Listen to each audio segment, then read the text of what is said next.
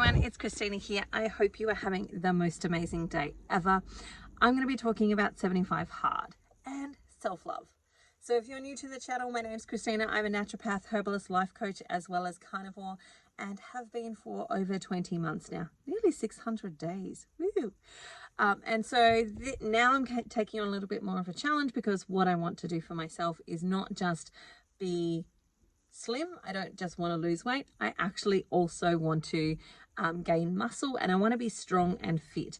And so I've given myself a bit of a focus for the first half of this year at least, which is to join the 25 Hard Challenge. Now I'm on day 11 and so far so good. We've had some challenges and there's been some hiccups, but I have not yet failed in the sense of being able to achieve the things that I need to achieve. There's been some days when it's been challenging, but I haven't let myself down yet in that sense. And so I want to come and talk about it from give you a bit of a vlog and update of where I'm at. And so day 10, today I woke up, well, it's actually day 11 because day 10 was yesterday. Day 11, I woke up this morning and I've lost 2 kilos. One of the exercises, so if you're new to 75 Hard, there are like 5 basic rules. And the 5 basic rules are you've got to do 2 exercise workouts a day of 45 minutes. One of those needs to be outdoors. And you've got to drink 4 liters of water, or a gallon of water if you're American. So I've got to finish this in the next hour so that I can fill it back up and start again, because I've got to do 2 of those a day. You've got to read 10 pages of a book. I'm reading Atomic Habits at the moment. What else do you need to do? Follow a diet. So I'm just continuing carnivore, and then take a progress photo every day. So I've been doing that too. And so one of the things that I have found, P.S. if you cheat, don't do something, you start again. And so you start your 75 days again. And so one of the things that I have found that has been helpful is to really try and establish routine. And that routine is, we get up in the morning, and I say we because some of my children are joining in. They're doing like 75 soft, so they're not doing all of the elements exactly as they should be. Like, they don't want to read non-fiction books, so they're reading fiction books. I don't care. I actually like just that they're reading. Now my son is reading a non-fiction book, but my girls like want to be reading their fiction novels that they actually like. They're also drinking 2 liters of water instead of 4 liters of water. I don't think they could manage the 4 liters at this point. And so I'm looking at it from the perspective of, from my kids, I'm just happy that they're actually taking steps and they are making progress. Whether they are ticking the box on being able to do 75 Hard with me perfectly, I don't care. But they're joining with me. So what we do is we get up in the morning, and at 7, we try to be out the door by 7 to walk up the hill where we live, which is a really steep hill. We walk down and then we walk back up again. And that's about a 45, it's actually more like a 55-minute walk by the time we're actually done. And so that's our first workout of the day. So our goal is we do that, we get to the top of the stairs of when we're finished, and take our progress photos. So those 2 things are knocked out first thing in the morning. And then we try to fit our reading in, and our second workout of the day at some point as well. And so the thing that I've found that's been helpful is to try and keep some of these routine stuff going on. Like, if we can get most of the things done at the beginning of the day, then it means that by the end of the day, there's only a few things that we need to finish. Like, you know, the other night I went to go to bed, I needed to finish off drinking 500 mils of water. And so that just took me a little bit longer. And so routine is a really big part of it for me. The other part of it is to try and get things like reading my book. Like, what I imagined in my head was that I would do it like at 8 p.m. at night, every night, jump into bed, read my book, etc., wind myself down. But then I forget that I have a bit of a social life. Not completely, I'm not that social really. But I do some things that occasionally means that doing that routine with my book is not so beneficial. And I have found myself a couple of nights at like 11 o'clock at night trying to read my book. And it's super duper hard for me to actually do that at that point in time. I do it because I'm not going to let myself down. But it's like, oh, I so just want to go to sleep. And I could easily just go, yeah, no, I'm not going to do that tonight. But the challenge is completing it. The challenge is completing it. It's not meant to be easy. It's actually meant to be hard. That's why it's called 75 Hard. And so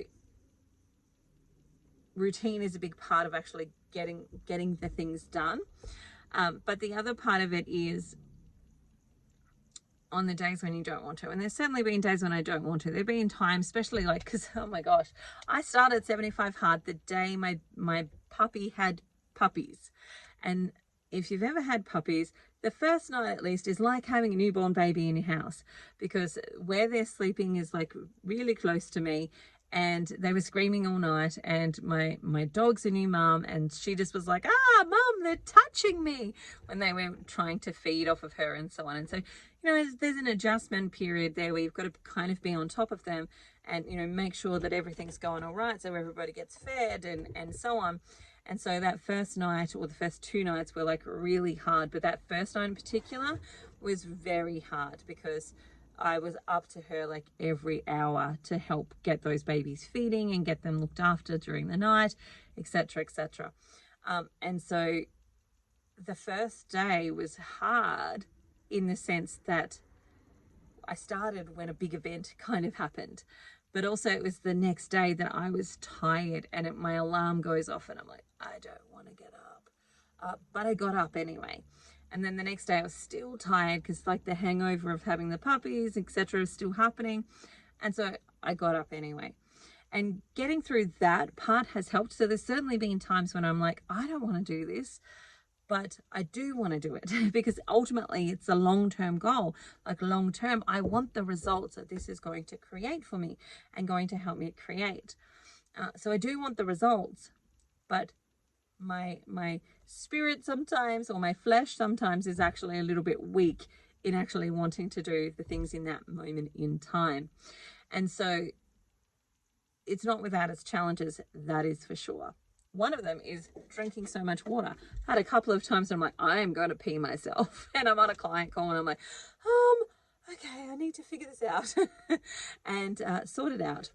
And thankfully have gotten through those and been able to rush to the toilet and not pee myself. But it's gotten better, actually. Interestingly, as I've gone along, I've had less of those types of issues, because there's, you know, the fluid is working a lot better inside my body. But yesterday was extra hard. So yesterday was day 10, and I did my walk in the morning, and then I got home and I was starting to do some stuff like unpack my suitcases, etc. And again, if you don't know, we've been traveling Australia. So I've lived out of a suitcase for the last 2 years. And now I've finally got somewhere to put stuff. And so I want to unpack my suitcase and have things hanging in a cupboard and all of that normal stuff that people normally do. And so I finally have been home long enough to actually unpack that. So I unpacked my suitcase, but as I was getting towards the end of it, my vision was starting to get, if you've ever had a migraine, you'll know what this is like, where it's just blurry. Like you can see colors, and maybe you can see around the peripheral vision side of things, but like directly in front of you is like blurry. You can't see it. You can't make your eyes actually crisp it up and tone in on it. And so I was like, oh, I know what this is. This is a migraine. I'm getting a migraine. And I was just praying at that moment in time that it wouldn't be a really bad one, and that it would go quickly. Anyway, I knew at that moment in time that the best thing that I could probably do, or possibly do, was actually put myself to bed. So I put myself to bed and slept as much as I could. Now, I wasn't asleep for the whole time. I was in and out of sort of consciousness, in the sense of like I would sleep for a little bit and then I'd be awake, but I just would try and keep my eyes closed to help them rest and not put more stress on them, because when you've got your eyes open but you can't see, you're putting more strain on them to try and focus on different things, and you just can't. And so I just, you know, tried to keep my eyes closed, sipped on my water while I tried to get a little bit of sleep. And then, and I was just hoping that like by the afternoon that things would come good. And they usually will. They like sight will usually come back and so on like that. Like it's usually not gone for more than a couple of hours. And so it did come back, which I was really grateful for, because I still had a second lot of exercise to do. And that second lot of exercise for us has been, what we have been doing so far is, so we do the morning walk up the hill, and then in the afternoon, if we're home, what we do is we go and get in the river. And the river is very cold right now, and the goal is to kind of swim for 45 minutes. Now, the current, like I generally will try and put myself in the current, where I'm constantly having to move my body to actually kind of maintain the pace that or the space that I am. And then we'll do some short stints where the current is more forceful, where we'll swim as hard as we can and to stay on top of the current and not have it push us back into the rocks for as long as we can, and just like stretch that out as much as we possibly can. So we're constantly trying to build our strength in that space. And so it's kind of like in the afternoon, it's an arms workout. In the morning, it's a legs workout as we walk up that hill. Anyway, we went and did it. I'd gotten my vision back, and I'd had the headache had developing, like the pain in the head that comes with a migraine had developed. But I was like, no, I'm still going to get in this water. I know that the cold therapy by getting into this water is going to be really good for me. I don't want to let myself down by using this and as an excuse. And I absolutely could have. There would have been lots of people that would have said, yes, that is an absolute good reason to not do it today. But the thing about this is that the 75 Hard program for me, and it might be different for other people because they might be doing it for different reasons, is it's about keeping a promise to myself. And this is why when I started thinking about it, and I've talked about this with my carnivore support group and a couple of other places where I'm mentoring, etc. When I started talking about it or thinking about it, I gave myself the opportunity to really think about it. Like, not just take it on, not just go, yep, I'm going to jump into this and do it as a fad thing, but to actually really think about it. Because I knew that for me, it's not a fitness challenge, it's a mental toughness challenge.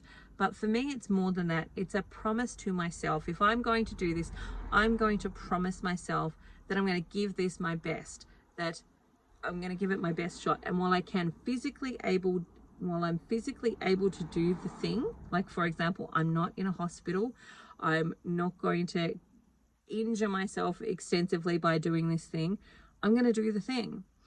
And the reason is a multitude of reasons, and one of which is to keep the promise to myself. Now, as I was thinking about this morning, and as I was starting to share about yesterday's experience in my socials, I was reminded that we live in a world that's kind of back to front. We live in a world that says, surrender yourself and give to everybody else. Like, we live in the world of like, love others above yourself and so on, when actually it's the opposite of how things are. And it's the same with fasting. Like, I think about it from this place with fasting. Like, there is this whole education around intermittent fasting, and intermittent fasting from a lot of that educational perspective is about depriving yourself. So you deprive yourself for 2 days, and then you can eat whatever you want for 5 days, or whatever method you're using. Like, you deprive yourself until lunchtime, and then you can eat in the evening. And some of them focus on what you should eat, and some of them don't. It's completely up to the program itself. But when I started carnivore, one of the things that really turned a light bulb moment on for me was realizing that fasting was the inevitable outcome of being nutritionally satisfied. When you are nutritionally satisfied, when you've got all the things that you actually need right now, your hunger signal turns off. And it's naturally easy to fast. And what I find is that a lot of people will go through this phase. So they might start carnivore, and then they're really hungry at the start.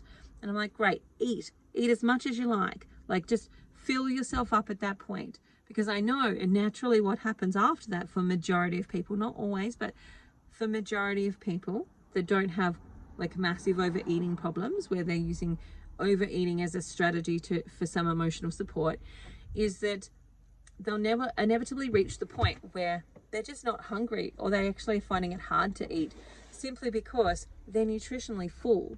And so the fasting comes out of this place of being nutritionally full. And it's the same with things like loving others. Like, especially as women, we are told, you sacrifice yourself, you lay down your own life, you do all those things for others. But it's back to front, because it's out of loving yourself and caring for yourself that you are abundantly able to love others. And you're able to love them in a really different way than if you're doing it out of a place of deprivation. If you're doing it out of, I don't have enough, but I'm going to love everybody around me, you love with judgment. You love with condemnation. You love with conditions. But when you fully, completely love yourself, your love is an unconditional love. You're able to love with more grace, more compassion, more empathy. You're also able to love with a bit more of a firm hand, recognizing that love is not always gentle. Love is sometimes harsh when it needs to be. It's strong when it needs to be. It is both, loving, kind, and gentle, while also still being loving, but sometimes being firm. And so you come at love at a much greater depth. It's the same with sacrifice. Like, if you are worth nothing, like if you think of yourself as having no value, there is nothing good about you, there is no reason for you to exist, laying your life down for somebody else is not a sacrifice, because you're sacrificing nothing, because you are valuing nothing. The sacrifice comes when you recognize your value. When you recognize your value, the sacrifice is now actually a sacrifice, because you recognize what's being sacrificed, and the value is actually there. And we just have a world that comes at things that's so backwards on so many different topics, on so many different things. I often think that we live in the upside down world, where we label things like, justice, our law system is justice, and it's like, no, it's just whoever's got the most amount of money to actually create whatever justice they think they deserve. We've seen people who have done horrific things being able to get off because they were wealthy, and being able to pay off different lawyers and so on, etc. Like, it's not necessarily about justice. It's about who's got the most money. Our education system isn't about education. It's about indoctrination. Our hospital or our health system isn't about health. It's about sick care. It's about caring for the sick, but not necessarily making them better. And so we live in the upside down world, and we have this upside down in so many different spaces of our life. One of the things that I'm loving about 75 Hard is that it's about keeping those promises to myself.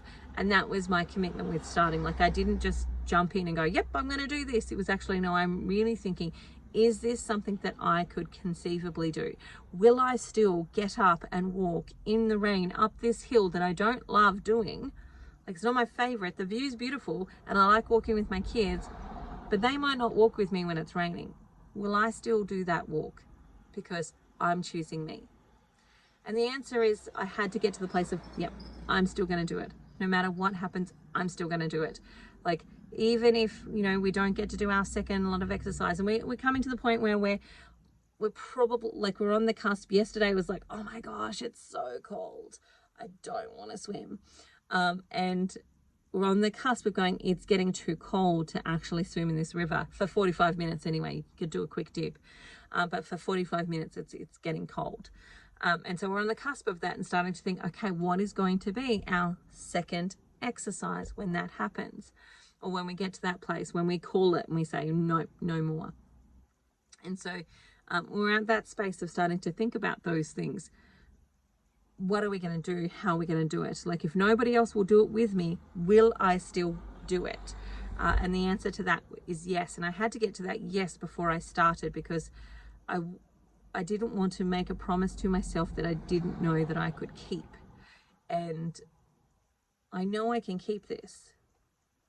And I will work my darndest to keep this promise to myself, because it's not just about even those goals of being fit. It's about the goal of keeping that promise to myself. And so many of us have broken promises to ourselves over and over and over again. And we wonder why we don't think we're trustworthy, because we don't keep our promises. And it's one of the things that I talk about in some of my courses, like Unlimited, for example, where we do 6 months of interpersonal work, where we're working on the subconscious patterns that have created our environment and our experience right now. What things have we learned? What things have we taken on? What meanings have we created out of our experiences?